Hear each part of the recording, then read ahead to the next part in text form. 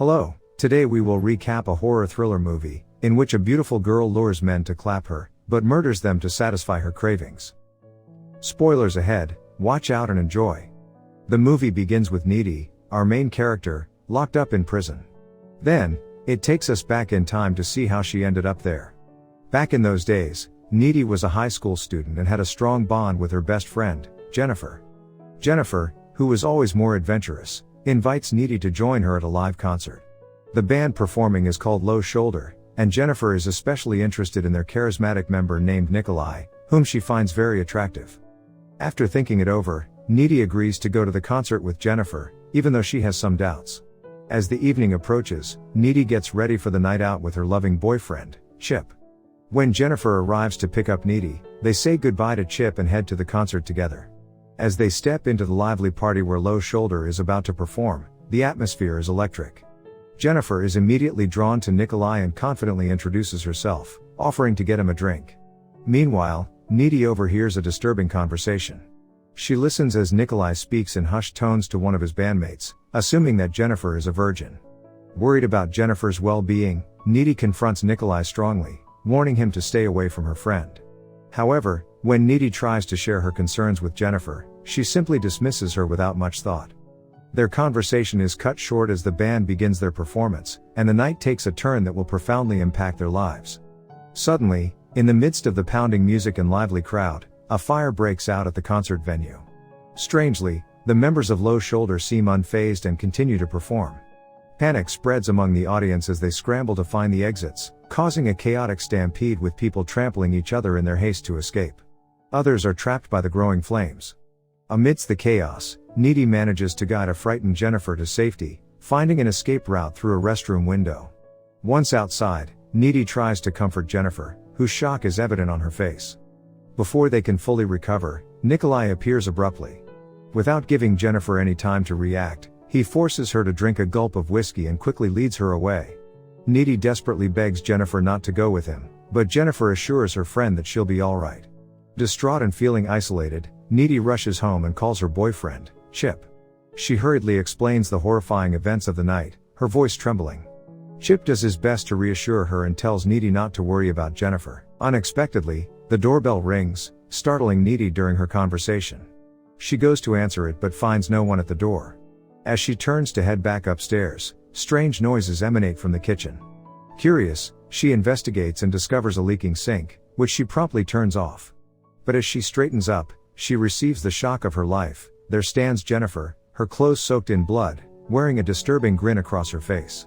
Jennifer then vomits a strange black substance onto the floor, a clear indication that the band had done something to her. Terrified, Needy dashes to call for help. Suddenly, Jennifer lunges at her, pinning her against the wall. With a haunting smile, Jennifer starts to pet Needy.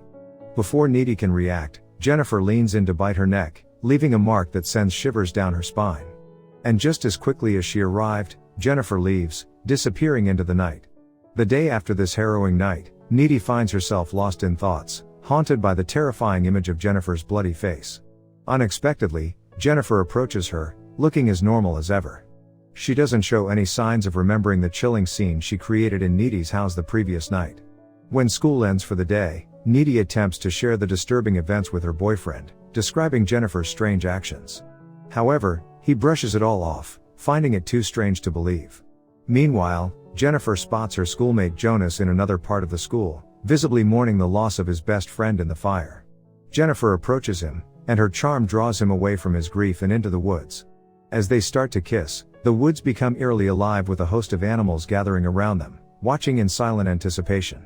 Jonas is taken aback by this strange occurrence, but Jennifer seems unaffected. Suddenly, Jennifer reveals her demonic side and viciously tears into Jonas's flesh.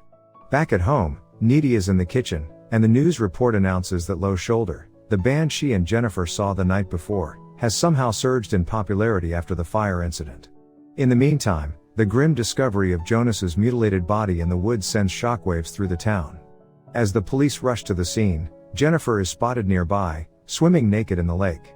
She appears completely at peace, showing no signs of the gruesome murder she's just committed. That evening, Needy is on a phone call with Chip. He delivers the shocking news that Jonas, their next-door neighbor, is dead. Alarmed and worried for Chip, Needy rushes over to his house, hoping to provide some comfort. Jennifer seems unaffected by the tragedy. In fact, she appears to be more alive than ever. One day, their shy classmate Colin gathers up the courage to ask Jennifer out.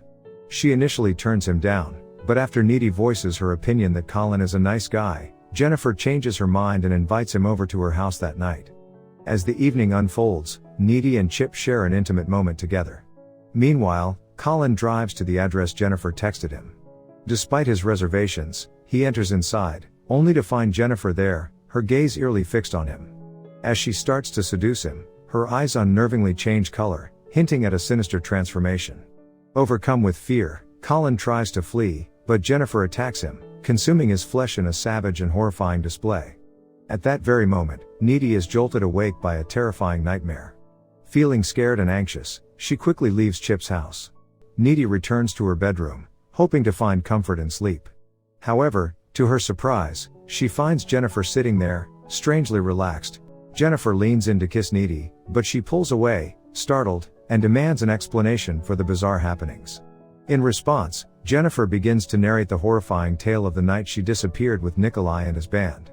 As she tells it, she started feeling a sense of fear when the band's van turned off the road and headed deep into the woods.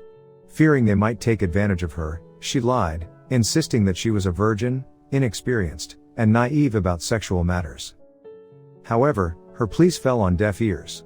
The van stopped in the woods near the mysterious waterfall, and the band members dragged her out.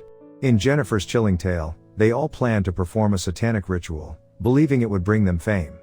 Nikolai led the gruesome ritual, chanting a satanic verse before plunging a sharp knife into Jennifer's chest, ending her life. To erase any trace of their terrible act, Nikolai threw the bloody blade into the mysterious swirling hole in the waterfall. Back in the present, Jennifer continues her eerie narrative. Her memory from that point on is hazy, but she remembers coming back to life and feeling inexplicably drawn to Needy's house. However, she also developed a terrifying hunger for human flesh. Along the way, she encountered a schoolmate and gave in to this gruesome craving, killing him and devouring his flesh. Jennifer also reveals her newfound supernatural abilities, such as levitating and rapidly healing from injuries. However, Jennifer admits that when she's hungry, her strength drops considerably. The weight of Jennifer's revelations leaves Needy overwhelmed, and she urges Jennifer to leave. After a moment's hesitation, Jennifer complies, slipping out through the window into the darkness. For subsequent days, she immerses herself in a sea of books on demons and the occult, desperately trying to make sense of the monstrous transformation she witnessed in Jennifer. During her research, she stumbles upon a disturbing ritual. The book suggests that gaining fame is possible through sacrificing a virgin. However, if the person sacrificed is not a virgin, the ritual does not fail. Instead, it takes a darker turn. The performer still gains fame, but the person sacrificed is reborn, their body hosting a demon soul. To survive, this person-turned-demon must consume human flesh. Needy attempts to share her discoveries with Chip, her boyfriend. Chip finds Needy's theory hard to believe, but Needy is convinced that something supernatural has taken hold of Jennifer. She knows she must find a way to stop Jennifer before more innocent lives are lost. The much-anticipated day of the dance finally arrives, and Needy is one of the first to arrive, her anxious eyes scanning the crowd for Chip. Little does she know, Chip is ambushed by Jennifer during his solitary walk to the dance. Jennifer, with her manipulative charm, weaves a web of lies about Needy, falsely claiming that she has been unfaithful with Colin. Jennifer persuades him to join her, suggesting a vengeful hookup. Underneath a towering tree, Chip and Jennifer become entangled in a passionate kiss. Needy's instincts pick up on the danger. A sudden burst of psychic intuition sets off alarms in her head, and she races out of the school building, guided by this mysterious force toward Chip's location. Jennifer lures Chip into the creepy depths of an abandoned swimming pool. She attempts to continue her advances with Chip, but he wrestles with his conscience and pulls away. Jennifer, however, doesn't take his rejection lightly and lashes out, throwing Chip into the pool.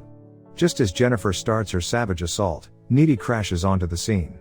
Witnessing her boyfriend in trouble, she fearlessly dives into the pool, dragging Jennifer away from him.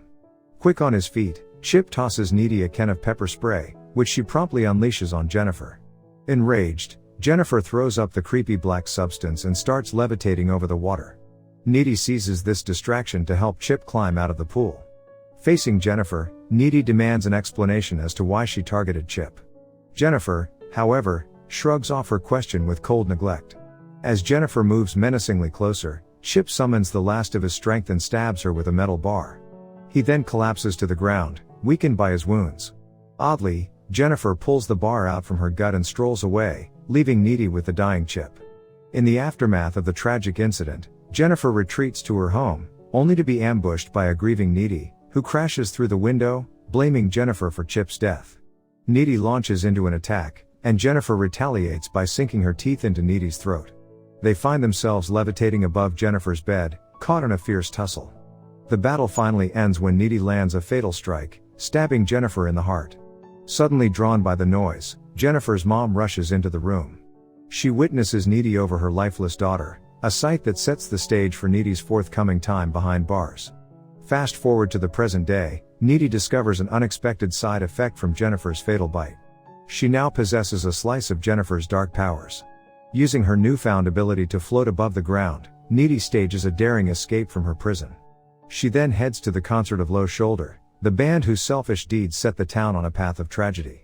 As the movie draws to a close, we find out that the entire band has been murdered that night. The movie ends with a hauntingly satisfying sense of justice, as the selfish and evil Low Shoulder members finally face the consequences for the mess they caused.